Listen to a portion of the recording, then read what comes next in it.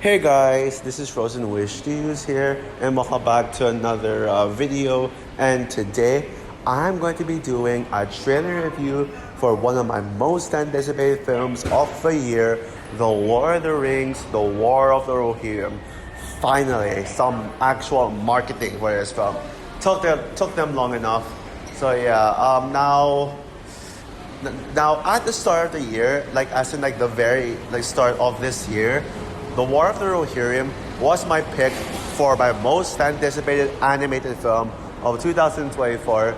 But that was until the Inside Out 2 official trailer dropped in March. And around like April or May, I decided that Inside Out 2 was going to become my most anticipated animated film of the year, deferring this film. But for a while, it was actually this film that was my most anticipated animated film of the year.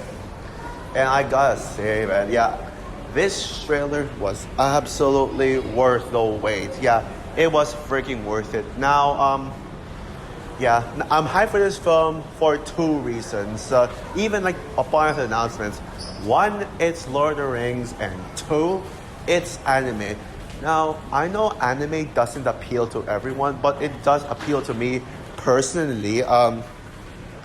And I'm not really, I wouldn't say I'm like an anime super fan. I'm not like the biggest anime fan in the world. I haven't even seen Spy X Family Code White, but I will check it out because of how popular it is. But but I am a fan of anime through Studio Ghibli films such as Princess Mononoke, The Boy and the Heron, My Neighbor Totoro, and Kiki's Delivery Service.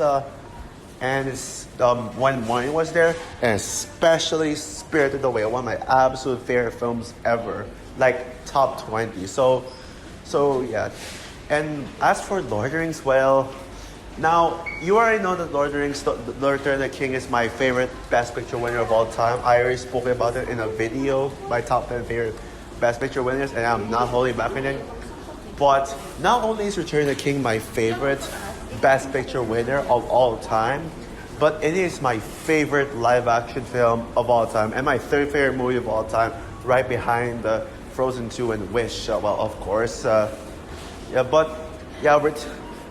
the King is a film.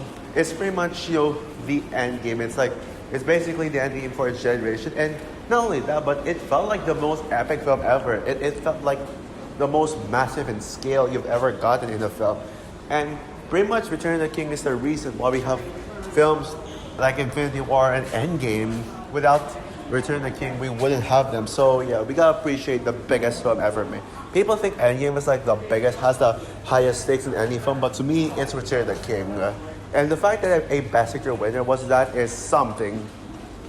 So as a Lord of the Rings fan by myself, I, of course, was already down for this, instantly down for this. This is my most anticipated movie of December 2024. And I know December doesn't really have a big mega blockbuster that's the next Star Wars or The Hobbit, similar to those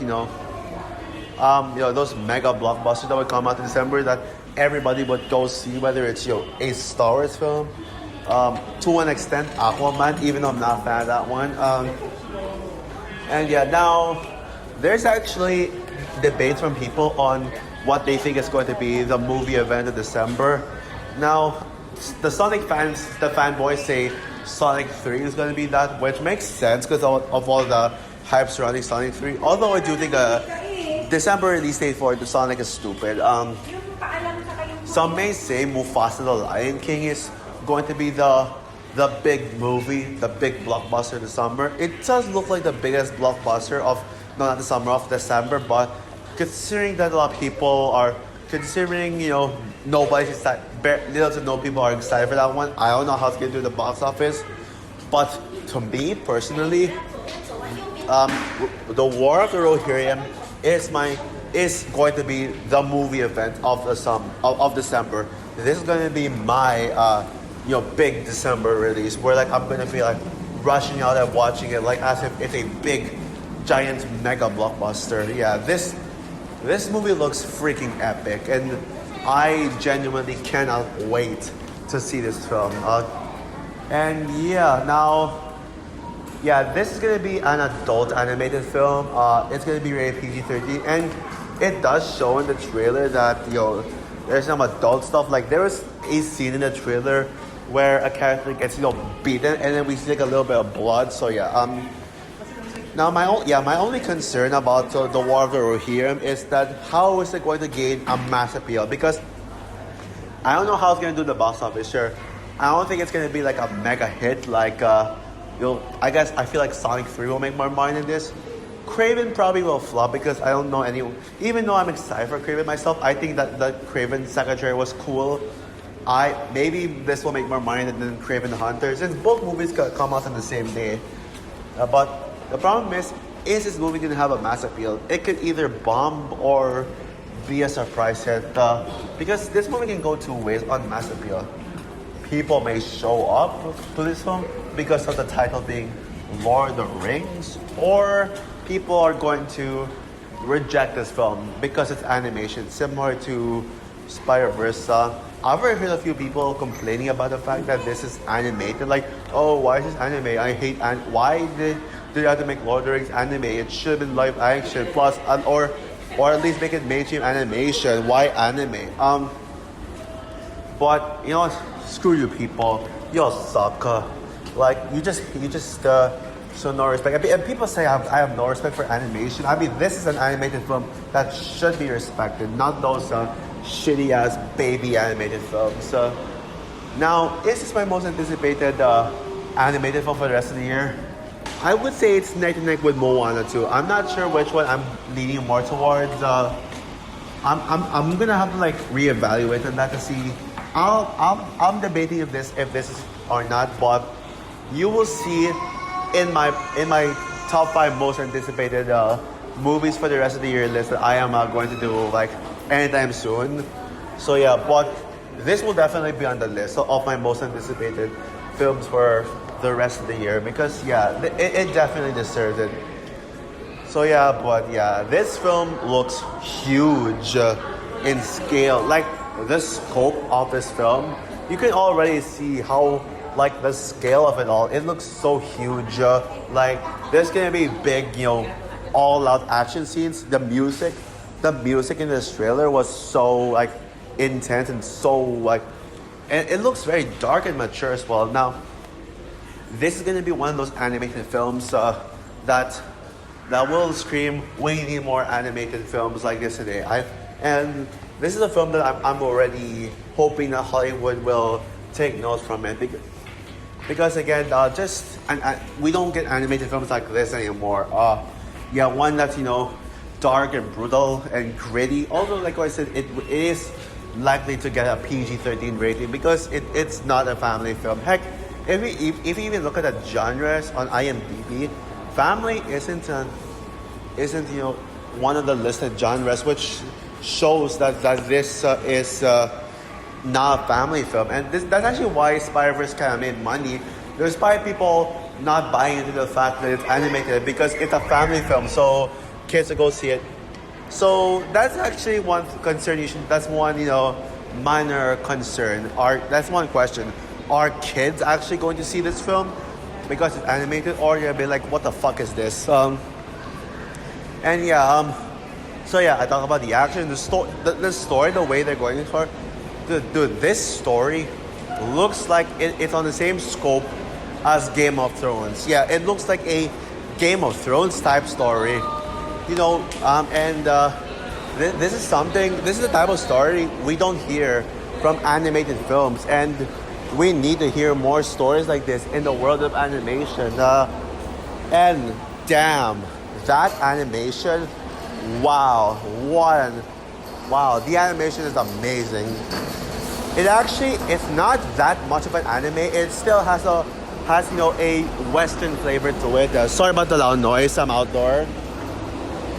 Yeah, that's just boss. But yeah, I'm trying my best to make sure you guys hear me. But yeah, while it is in the style, while it is anime, it still has that Western flavor to it, where Western audiences can still appeal to it. It's basically Yeah, it's the same animation style as as Avatar: The Last Airbender.